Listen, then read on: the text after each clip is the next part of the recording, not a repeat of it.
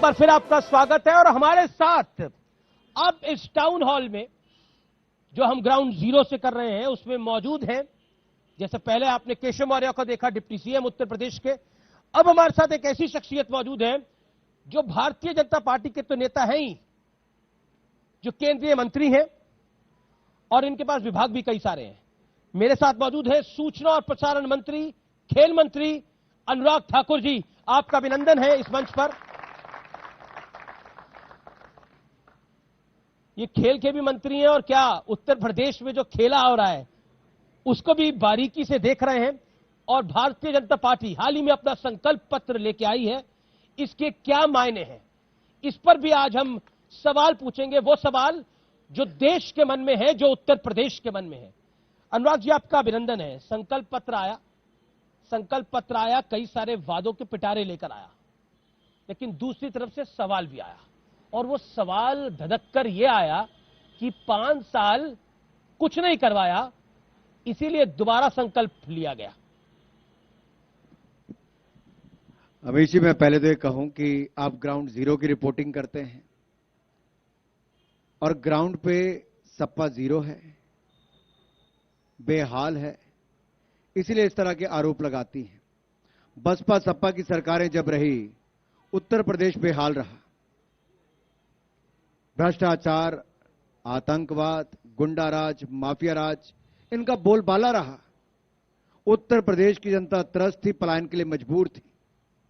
लेकिन 2017 में हमने सबसे बड़ा वायदा किया था, गुंडाराज, माफिया राज मुक्त उत्तर प्रदेश करेंगे। आज 5 वर्षों के बाद आपके बीच में कह सकता हूं, उत्तर प्रदेश को गुंडा और माफियों से मुक्ति दिलाने का काम योगी आदित्यनाथ की सरकार ने किया। और बहु बेटियां जो अपने आप को सुरक्षित नहीं महसूस करती थी, बसपा सपा की सरकारों में महिलाओं को सुरक्षा और सम्मान का अधिकार दिया है। इसीलिए हम जनता के बीच में अपना रिपोर्ट कार्ड लेकर गए। योगी आदित्यनाथ जी ने 3 दिन पहले प्रेस कॉन्फ्रेंस करके 5 साल का लेखा जोखा दिया।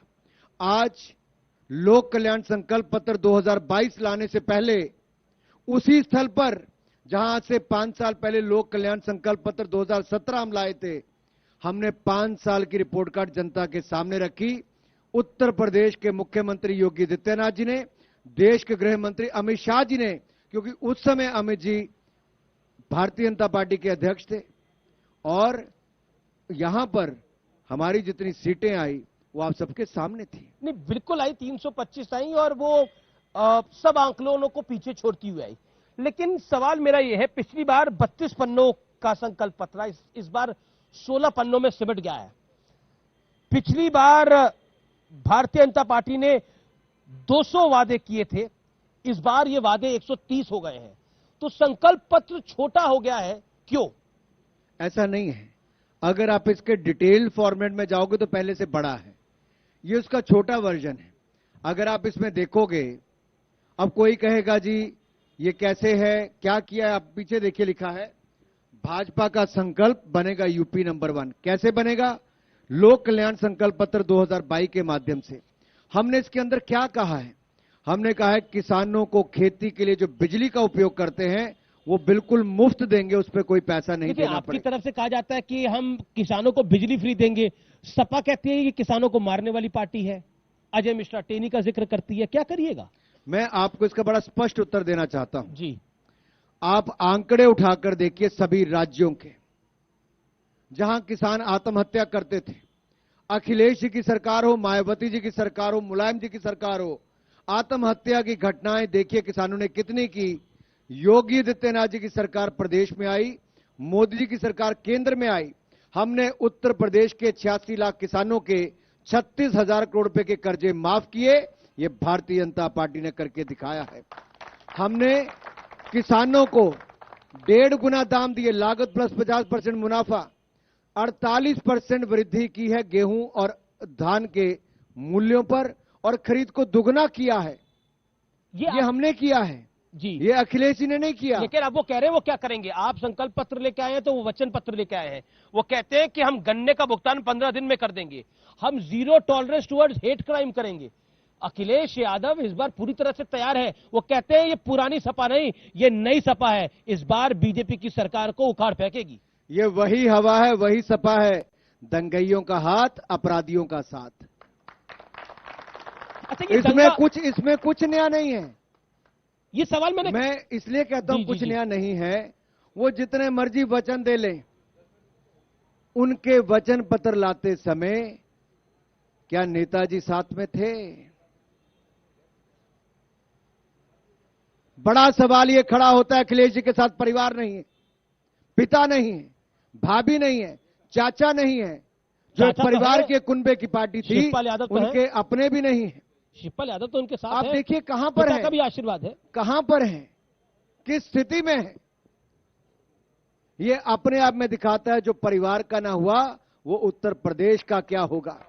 जो आपदा के समय काम नहीं आया है, जो विदेश घूम रहे थे और उत्तर प्रदेश की जनता को गुमराह कर रहे थे कि वैक्सीन भारतीय जनता पार्टी की है। ये उत्तर प्रदेश की जनता ने 27 करोड़ वैक्सीन लगाने का काम किया, तो जनता ने बता दिया हमें भारतीय जनता पार्टी पर विश्वास है, क्योंकि वैक्सीन जान बचाने वाली है। मोदी सरकार ने, योगी सरकार ने एक बार नहीं 2-2 बार राशन इस आपदा के समय भी उत्तर प्रदेश की जनता को दिया है, मुफ्त में दिया है। आपने 2 पॉइंट रखे। आपने बोला परिवार साथ में नहीं है इनके, और परिवार साथ में नहीं है इसीलिए अखिलेश अपनों का नहीं हो पाया, तो उत्तर प्रदेश वालों का क्या होगा? क्या आपको लगता है कि अखिलेश पर आप एक मॉरल प्रेशर बनाना चाहते हैं? यही आपकी रणनीति है? नहीं अमीश जी, मैं बड़ा स्पष्ट हूं कई मामलों में। पिताजी उनके साथ है, मैं बहुत स्पष्ट हूं कई मामलों में जी। किसका स्वागत करने गए? ममता बनर्जी जी का, जिन्होंने पश्चिम बंगाल में कहा यूपी के लोग गुंडे हैं। यूपी के लोग गुंडे हैं। उस समय अखिलेश यादव कहां थे जब ममता बनर्जी ने कहा था? आज वो सबसे पहले एयरपोर्ट पर खड़े थे पिछले कल ममता बनर्जी जी का स्वागत करने के लिए। उत्तर प्रदेश की जनता अपने स्वाभिमान की लड़ाई लड़ेगी और पूछेगी आखिरकार जो ममता बनर्जी जी ने कहा कि उत्तर प्रदेश के लोग गुंडे हैं, वो अखिलेश यादव ने स्वीकार कैसे कर लिया? उनसे पहले माफी क्यों नहीं मंगवाई? उनको उत्तर प्रदेश की धरती पर फूल माला और गुलदस्ता देने से पहले क्यों नहीं कहा कि आपने जो कहा तो उन शब्दों को वापस लेना चाहिए? ममता बनर्जी को देख के बीजेपी वालों को गुस्सा आ जाता है। गुस्सा इसलिए आ जाता है क्योंकि उन्होंने आपको बंगाल में चुनाव जीतने नहीं दिया। आज ममता दीदी ने बोला प्रेस कॉन्फ्रेंस में कि यही बीजेपी वाले शोर में जाते थे बंगाल में 200 पार, लेकिन मैंने रोका नहीं, इनको पॉलिटिकली रौंद दिया। उसके बाद जो अपनी सीट से चुनाव हार गई हो, उनको नैतिकता नहीं थी वहां पर पश्चिम बंगाल का मुख्यमंत्री बनने की। अपनी सीट हारी थी, जनता ने हराया था। पश्चिम बंगाल की मुख्यमंत्री कैसे बनी? मैं दूसरी तरफ से आपसे सवाल ही पूछना चाहता हूं। और भारतीय जनता पार्टी 3 सीटों से बढ़कर 27 गुना ज्यादा सीटें जीतने का हमने काम किया है।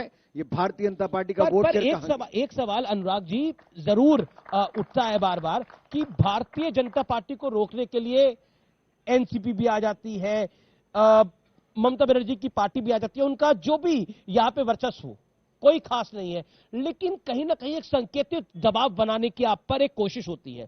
पॉइंट नंबर 2 जो कि इस समय आपको इसका जवाब देना चाहिए, अखिलेश जी ने बोला ममता बनर्जी बंगाल से उड़ के लखनऊ में आ गई, कुछ लोग दिल्ली से उड़ के बिजनौर नहीं जा पाए, उनका तंज देश के प्रधानमंत्री पर था। देश के प्रधानमंत्री उत्तर प्रदेश के लोगों के दिलों में रहते हैं। उत्तर प्रदेश का जो विकास हुआ है,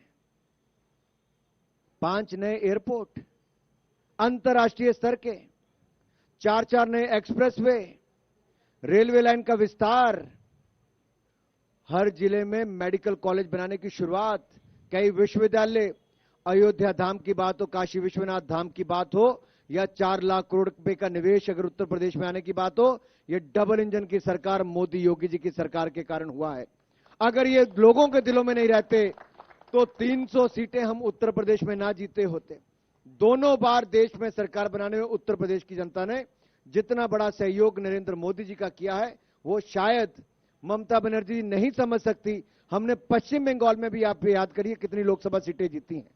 और मैं एक बात आपसे और कहना चाहता हूं, ये 2 दंगई इकट्ठे हुए हैं। प्रधानमंत्री भी यही कह रहे हैं कि ये दोनों दंगई हैं। क्यों? ममता बनर्जी जी के यहां पर दंगे पे दंगा, कोई चुनाव ऐसा नहीं हुआ जहां पर दंगा उससे पहले उसके बाद नहीं हुआ। भारतीय जनता पार्टी के कार्यकर्ताओं को परिवारों समेत पलायन करना पड़ा। हत्याएं कर दी गई, बलात्कार के मुकदमे ऐसे सामने, महिलाओं के साथ अत्याचार किया गया। एक महिला मुख्यमंत्री के होते अगर पश्चिम बंगाल में ऐसा हुआ तो आप कल्पना कर सकते हैं क्या हुआ। और जो दूसरा उनका स्वागत करने वाले अखिलेश यादव थे, उनके हर चौथे दिन में दंगे होते थे। जब से योगी आदित्यनाथ आए, ऐसे दंगइयों का उत्तर प्रदेश से पलायन होना शुरू हो गया। दो चीजें अब, क्योंकि आपने दंगों की बात करी, आपने बोला कि ममता बनर्जी और अखिलेश यादव दो दंगाई हैं। प्रधानमंत्री ने कुछ दिनों पहले बोला था कि दो लड़के इकट्ठे हुए हैं, उन्होंने भी दंगों का जिक्र किया था। एग्जैक्ट वर्ड्स उनके क्या थे मैं आपको बता दूंगा। क्या आपको लगता है कि भारतीय जनता पार्टी दंगों के जख्म को कुरेदना चाहती है? योगी आदित्यनाथ भी दंगों की बात करते हैं, केशव मौर्य भी आए, वो भी दंगों की बात करते हैं, आपका शीर्ष नेतृत्व भी दंगों की बात करता है। आप दंगों का घाव भुलाना ही नहीं देना चाहते, इससे आपको वोट मिलते हैं। आरोप आप पर यह है। संकल्प पत्र में आपके कुछ भी हो, लेकिन मंच से आप दंगे की बात करते हैं। मुझे एक बात बताइए जी, आप अपने घर में रहते हो, आपकी बहन के साथ अत्याचार होता है, आपके परिवार पर अत्याचार होता है, आपको पलायन करके मजबूर होकर अपना घर छोड़कर प्रदेश छोड़ना पड़ता है, क्या आप उस दर्द को भूल जाओगे? मेरा सवाल है आपसे, मेरे आपके शो में बैठे सबसे सवाल है, जो चैनल पर देख रहे हैं उनसे सवाल है, क्या आपके परिवार को मजबूर करके, आपकी बहू बेटियों की इज्जत का खिलवाड़ करके, आपके परिवार में से किसी की हत्या करके, आपके घर में आग लगाकर एक डर का वातावरण खड़ा करके आपको पलायन के लिए मजबूर कर दिया जाता, तो क्या आप उस जख्म को भूल सकते हो? आप नहीं भूल सकते। और हमने क्या किया है? हमने केवल इतना कहा, अगर पलायन कैराना से हुआ, अगर देश के गृह मंत्री वहां देखने गए कि योगी आदित्यनाथ जी की सरकार आई, जो पहले अखिलेश के समय पलायन करके गए थे, वो सब लोग अपने घर में वापस आए। ये हुआ तब जब हमने सुरक्षा का वातावरण दिया। मैं आपको दो स्टेटमेंट बताता हूं, एग्जैक्ट बताता हूं। दो लड़के जोड़ी बनाकर दंगों की भट्टी में यूपी को झोंकने आए हैं। प्रधानमंत्री नरेंद्र मोदी, जब मुजफ्फरनगर जल रहा था तब की सरकार जश्न मना रही थी, यह भी प्रधानमंत्री नरेंद्र मोदी। अब आप बताइए, क्या आपको लगता नहीं है? और योगी आदित्यनाथ तो 80-20 की बात करते हैं, और पॉलिटिकल पंडित कहते हैं कि Bharatiya Janata party communal agenda थोप रही है दोबारा उत्तर प्रदेश में। पिछली बार शमशान और कब्रिस्तान की बात करी थी। भारतीय जनता पार्टी 5 साल के सत्ता के 5 वर्ष देखिए, कोई एक मुसलमान, सिख, ईसाई, बौद्ध कोई कह सकता है कि हमारे साथ अत्याचार हुआ? एक व्यक्ति बताइए किसी के खिलाफ कोई दंगा हुआ? कोई हिंदू बताइए कोई दंगा हुआ? किसी के खिलाफ नहीं हुआ, क्योंकि हम सबका साथ, सबका विकास, सबका विश्वास, इसी मूल मंत्र के साथ काम करते हैं। अगर मैं इसलिए कहता हूं जी, 1,86,00,000 रसोई गैस के सिलेंडर मिले, किसी ने नहीं पूछा कि मुस्लिम हो, हिंदू हो, सिख हो, ईसाई हो, जिसको चाहिए था उसको मिला। 43 लाख पक्के मकान मिले, किसी ने नहीं पूछा किस जाति, किस धर्म के हो, किस समुदाय के हो। करोड़ों पानी के कनेक्शन मिले, किसी ने नहीं पूछा। बैंक खाते खुले, किसी ने नहीं पूछा किस धर्म से आते हो, क्योंकि हमने सबको एक नजर से देखा है। जिसका हक था उसको हक देने का काम किया। ये हमारी सरकार ने करने का काम किया। आप ये बात कहते हैं कि हम सबका साथ, सबका विश्वास की बात करते हैं। योगी आदित्यनाथ 80-20 की बात करते हैं, केशव मौर्य लुंगी और जालीदार टोपी की बात करते हैं। तो फिर सबका साथ तो सबका विश्वास कैसे आएगा? हामिद अंसारी ने बोला, जो फॉर्मर वाइस प्रेसिडेंट, उन्होंने बोला कि अकलियतें डरी हुई हैं। अकलियतें यानी मुसलमान डरा हुआ है। ओवैसी क्या कहते हैं? आप तो सदन में राहुल गांधी को सुनते ही होंगे, कई बार वो काफी कुछ बोलते हैं। आपसे वैसे युवा ही होंगे या फिर आपसे थोड़े बड़े होंगे? ये उम्र का अंदाजा आप लगा लीजिए, लेकिन बातचीत में तो आप समझ सकते हैं कितने कर बड़े हैं। लेकिन क्या आपको लगता है, ये जो आरोप आप पर लगता है कि अकलियतों को आप डराने की कोशिश करते हैं, उनको दबाने की कोशिश करते हैं, इस पर क्या कहना चाहते हैं आप? देखिए, कुछ लोगों ने बांटो और राज करो इसकी राजनीति की, तुष्टीकरण की राजनीति की, जाति के नाम पे, धर्म के नाम पर वोट बटोरा। मैं आपके चैनल के माध्यम से न केवल उत्तर प्रदेश बल्कि देश की जनता के सामने बात रखना चाहता हूं। 70 साल का खाता निकाल कर देखिए, जिस जाति और जिस धर्म के नाम पर आपसे वोट मांगा था, आपकी गरीबी के नाम पर वोट मांगा था, क्या आपके लिए कांग्रेस ने, सपा ने, बसपा ने कुछ किया? ये तो अपनी जाति और धर्म के लिए नहीं कर पाए, इन्होंने केवल अपने परिवार के ही पेट भरने का काम किया है, अपने परिवार के लिए सब कुछ बटोरने का काम किया है। जबकि नरेंद्र मोदी जी और योगी जी के ना कोई आगे ना पीछे, इनके लिए कोई है तो एक के लिए 135 करोड़ हिंदुस्तान की जनता और दूसरे के लिए 25 करोड़ उत्तर प्रदेश की जनता है। जी जी 15 करोड़ उत्तर प्रदेश की जनता को महीने में 2 बार राशन दिया। कोई एक व्यक्ति कहे किसी को धर्म के नाम पर छोड़ दिया हो। 1,86,00,000 को रसोई गैस का सिलेंडर दिया, कोई कह दे जाति धर्म के नाम पर छोड़ा हो। हमने सबको साथ में लेकर चले हैं। लेकिन जब चुनाव आता है और अखिलेश यादव ये कहें कि मैं जीरो टॉलरेंस देखूंगा, अरे तेरी सरकार में तो चौथे दिन दंगा होता तो जीरो टॉलरेंस कहां गई थी? वो कह रहे इस बार जीरो टॉलरेंस होगी। अतीक अहमद हो, अंसारी हो, नाहिद हसन हो, यूनुस खान हो, अब्दुल्ला आजम हो, ये वो नाम है या जेल में है या बेल पर है। वो कहते हैं आप तो ठोकने वाली सरकार है। और इनकी कैंडिडेट की लिस्ट पर इन सबके नाम है। ये सब दिखाता है, ये कैंडिडेट की लिस्ट नहीं, चार्जशीट की कॉपी है जो समाजवादी पार्टी की कैंडिडेट की लिस्ट नजर आती है। क्यों नहीं मुख्तार अंसारी के खिलाफ कैंडिडेट दिया? बताइए ना, क्यों नहीं दिया? क्यों नहीं कांग्रेस ने अखिलेश यादव के खिलाफ दिया? ये पहले भी महागठबंधन में इकट्ठे थे, योगी जी के खिलाफ भी और मोदी जी के खिलाफ भी। ना ये तब जीत पाए, ना अब जीत पाएंगे। तब भी जनता उत्तर प्रदेश की भाजपा के साथ थी, आज भी जनता भाजपा के साथ है। जी देखिए, क्योंकि टाउन हॉल है तो कई सारे सवाल भी हैं। आपके मन में जो सवाल है वो आप जो मन में सवाल है, सवाल पूछिए। सर, मेरा सवाल है आरक्षण को लेकर। अगर आरक्षण जब बना था तो यह एक नियत समय के लिए बनाया गया था। अभी सर क्या है कि ओबीसी, एससी, एसटी सबका उद्धार हुआ है। अब सर समय आ गया है, आर्थिक स्थिति के आधार पर आरक्षण की जरूरत है।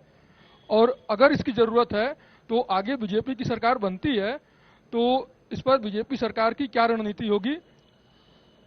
मैं अमित जी अगर अपने कॉलेज के या स्कूल के दिनों की बात करूं जी तो उस समय से लेकर आज तक ये विषय वर्षों से चला आ रहा है। लेकिन इतने बड़े देश में अगर आप जमीन पर, धरातल पर नजर गिराएंगे तो आप देखेंगे आज भी समाज में बहुत बड़ा वर्ग एक पिछड़ा है, वंचित है, शोषित है। उसको आगे लाने की जिम्मेदारी हम सबकी है। लेकिन साथ ही साथ जो मेरे भाई ने यहां पर विषय उठाया कि जो सामान्य वर्ग से गरीब परिवार है उनके लिए क्या, उनके लिए भी किसी ने किया तो इकोनॉमिक वीकर सेक्शन के लिए मोदी सरकार ने आकर 10% आरक्षण देने का काम किया है, जिससे उसमें भी सुधार होने का काम हुआ, उसको इंप्लीमेंट करने का काम किया है। हम सबका यह प्रयास होना चाहिए कि हम सब लोग उन वर्गों को जो समाज में पीछे रह गए, जो पिछड़ गए, जो कई कारणों से वर्षों वर्षों तक जो पीछे रह गए, उनको आगे ले जाने की हम सबकी जिम्मेदारी है। और केंद्र में मोदी जी और प्रदेश में योगी जी वो करने का काम कर रहे हैं। जी कुछ और सवाल? जी पूछिए सवाल। अनुराग जी, मेरा सवाल आपसे है। आप मोदी सरकार के युवा एवं ऊर्जावान मंत्रियों में से एक हैं। प्रदेश की बहुत बड़ी आबादी युवा है एवं रोजगार के लिए अन्य राज्यों में पलायन के लिए मजबूर है। बीजेपी के संकल्प पत्र में कहीं भी आईटी सिटी या आईटी हब का या नौकरी का जिक्र नहीं है। इस बारे में आपका क्या है विचार? मैं धन्यवादी हूं आपने सवाल पूछा, क्योंकि चैनल्स पर भी उतनी ही जगह होती है दिखाने के लिए कि कौन कौन सी घोषणा दिखाएं। चैनल्स ने दिखा दिया कि मातृशक्ति को, महिलाओं को होली और दिवाली के दिन 2 मुफ्त गैस सिलेंडर मिलेंगे। यह दिखा दिया कि 60 साल से ज्यादा की उम्र वाली हमारी बहन मातृशक्ति को मुफ्त में बस सेवा मिलेगी। यह भी दिखा दिया कि 1000 करोड़ की लागत से पिंक टॉयलेट बनेंगे, 3 नई बटालियन महिलाओं के लिए बनेगी। किसानों को बता दिया कि मुफ्त में उनको बिजली मिलेगी जो सिंचाई के लिए है, और 25,000 करोड़ की लागत से उनके लिए एग्रीकल्चर इंफ्रास्ट्रक्चर बनेगा जिससे उनको वैल्यू एडिशन का काम भी हो सके, और बाकी सब बताया। लेकिन मैं यहां पर बताना चाहता हूं, हमने कहा है कि हम सब मंडल स्तर पर आपके आईटी पार्क्स बनाएंगे जहां पर युवाओं को उससे रोजगार मिल सके, और जितने एक्सप्रेसवे बन रहे हैं उसके आसपास भी हम लोग इंडस्ट्रियल हब्स बनाएंगे जिससे कि रोजगार स्वरोजगार के अवसर बने। जैसे 1 डिस्ट्रिक्ट 1 प्रोडक्ट, एक जनपद एक उत्पाद, हमने इसको बढ़ावा दिया। 1,47,000 करोड़ का निर्यात हुआ, 25 लाख रोजगार आए। अगले 5 सालों में इसको हम दुगना करने का काम कर रहे हैं। निर्यात भी और रोजगार स्वरोजगार के अवसर भी वहां पर करने जा रहे हैं।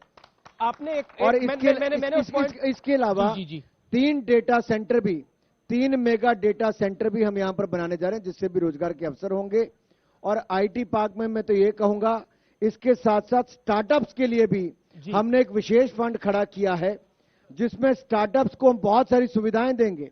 और उत्तर प्रदेश देश के पहले 2 स्टार्टअप्स वाले राज्यों में आए, ऐसा हमारा संकल्प इसमें है। आपने इसमें घोषणा करी है कि हर परिवार से कम एक को रोजगार या फिर स्वरोजगार की आप बात करेंगे या फिर उसका अवसर प्रदान करेंगे।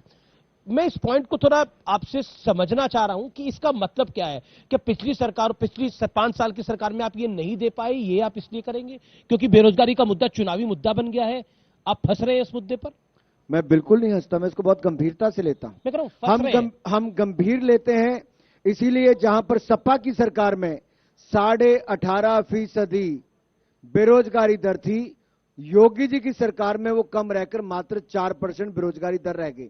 लेकिन हम सत्ता में वापस आने वाले हैं, तो हमने प्रदेश के युवाओं को कहा है, हम प्रदेश में लगभग नहीं, यानी कि हर परिवार से एक सदस्य को कम से कम रोजगार, स्वरोजगार और नौकरियों के अवसर देंगे। ये हमने वायदा किया है।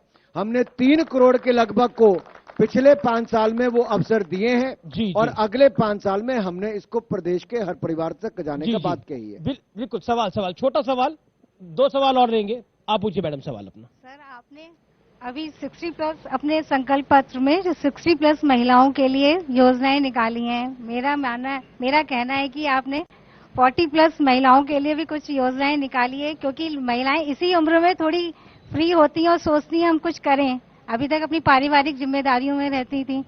बहन जी, मैं आपका आभारी हूं। हमने एक तो महिलाओं के लिए, जैसे मैं कहता हूं, सुरक्षा सबसे बड़ी बात, 3 महिला पुलिस बटालियन। दूसरा, महिलाओं के लिए सरकारी नौकरियों में जितनी अभी है उससे दुगनी हम करने वाले हैं, ये 40 साल से कम वाली कोई मिलने वाली। तीसरा, सेल्फ हेल्प ग्रुप, हम लोग 5 लाख सेल्फ हेल्प ग्रुप के माध्यम से 50 लाख से ज्यादा बहनों को उससे जोड़ने वाले हैं और लगभग 1000 करोड़ रुपए से ज्यादा का उनको लाभ देने वाले हैं। इसके अलावा बहनों के लिए जो सेल्फ हेल्प ग्रुप से जुड़ेंगी, 1 लाख रुपए तक का उनको self help group credit card, यानी कि उनके पास क्रेडिट कार्ड होगा, जहां पर भी वो जाएं अपनी मर्जी से पैसा खर्च कर सकती हैं, उस पर ब्याज दर भी कम होगी। ये आज तक हिंदुस्तान में नहीं हुआ, ये हमारी सरकार उत्तर प्रदेश में करने वाली है।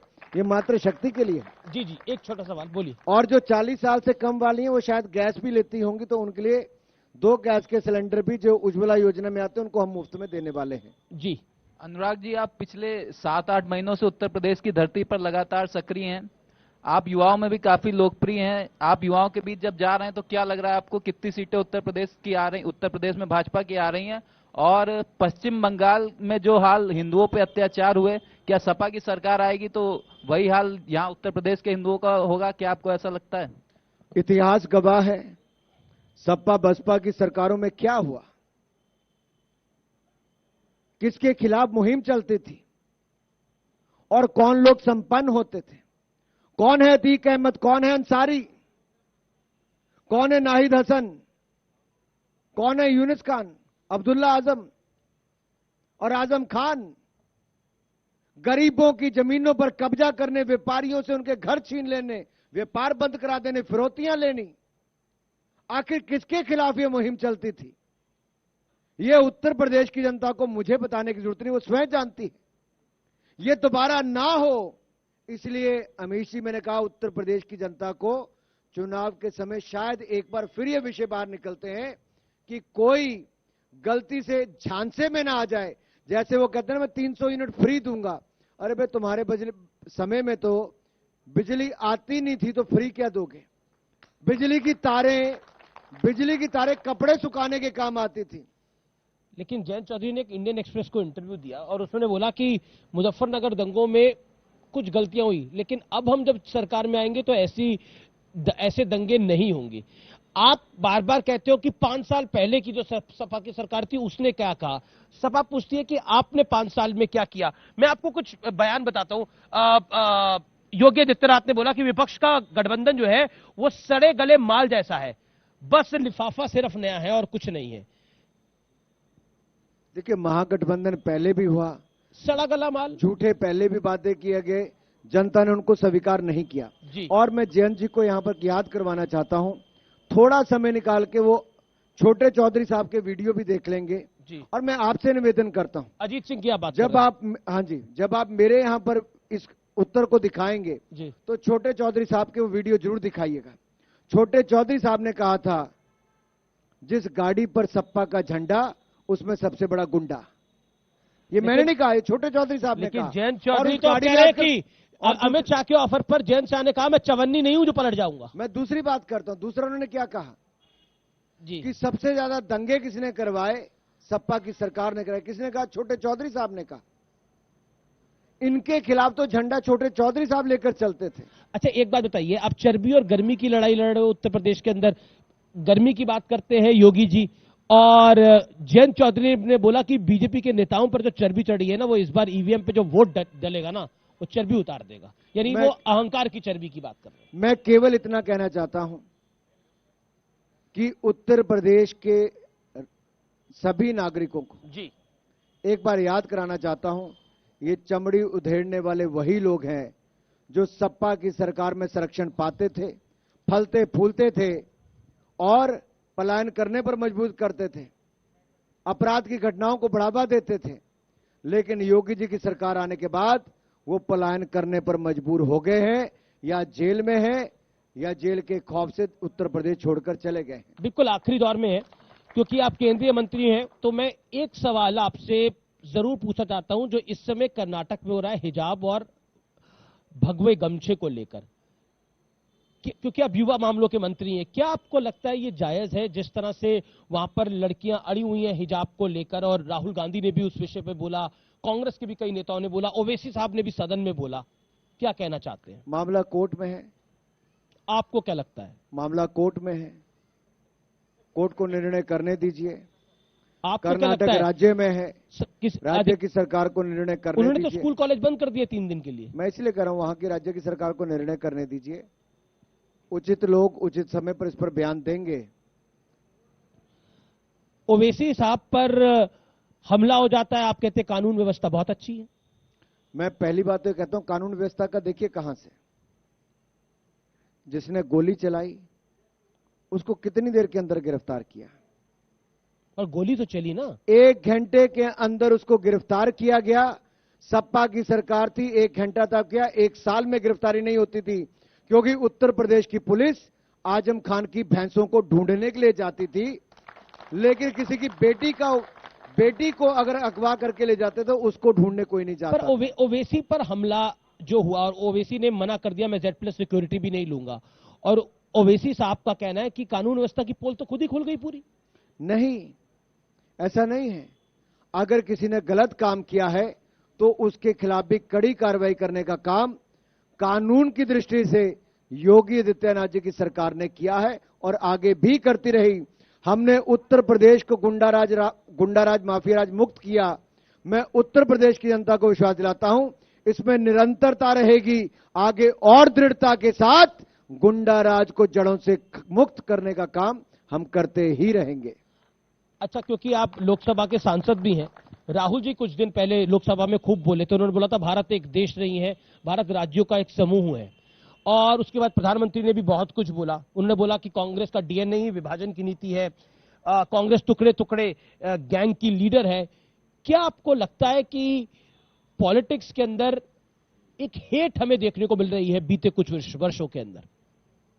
देखिए, कांग्रेस पार्टी की यह हालत है कि 2019 की हार का सदमा अभी तक नहीं भूल पाई। राहुल जी ना सदन में नजर आते, ना सड़क पे नजर आते हैं, केवल ट्वीट करके न जाने कहां घूमने चले जाते हैं। सदन में बोले भी, आपने सुना होगा उनको। बोले, लेकिन जब उत्तर मिला प्रधानमंत्री जी का तब गायब हो गए, क्योंकि पता था कि आगे से क्या होने वाला है। पूरे देश ने देखा है जो धुनाई हुई है ना, वो शायद लोकसभा में भी राज्यसभा में तथ्य देकर प्रधानमंत्री जी ने कांग्रेस की पोल खोली है कि कांग्रेस ना होती तो क्या क्या होता। यह देश के सामने प्रधानमंत्री ने रखा और एक एक सत्य है। और मैं एक बात आपके सामने जरूर कहना चाहता हूं, राहुल जी शायद विदेश में ज्यादा पढ़े, देश में समय कम लगाया होगा। ये जो कश्मीर की गलती नेहरू जी ने की थी, जिसका खामियाजा हिंदुस्तान को कई सालों तक भुगतना पड़ा। 43,000 लोगों की मृत्यु हुई, जिसमें हमारे सैनिक बल भी थे, आम नागरिक भी थे।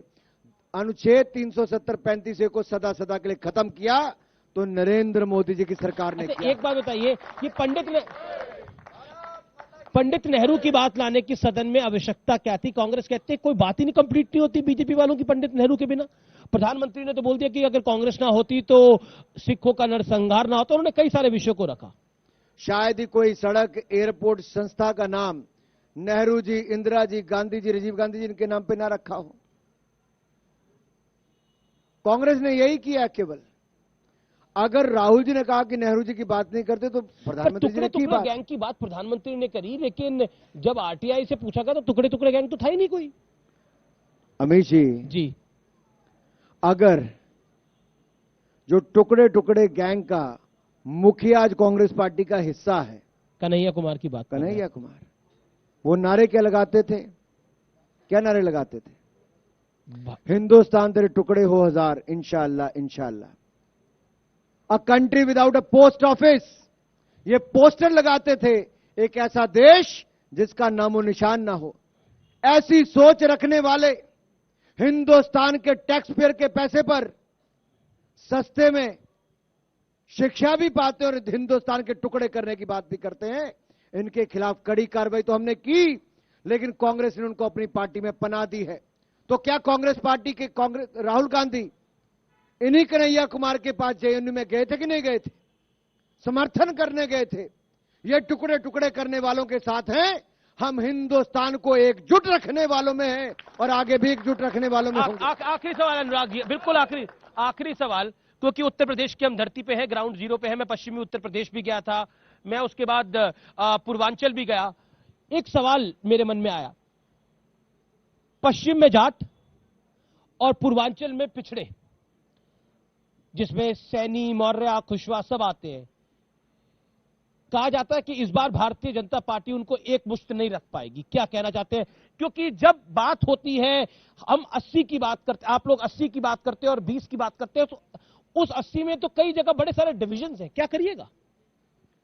देखिए, कहते ब्राह्मण भी नाराज है। उनका देखने का नजरिया जो है जी, वो जाति के आधार पर देखते हैं, धर्म के आधार पर देखते हैं, क्षेत्र के आधार पर देखते हैं और तुष्टिकरण की राजनीति करते हैं।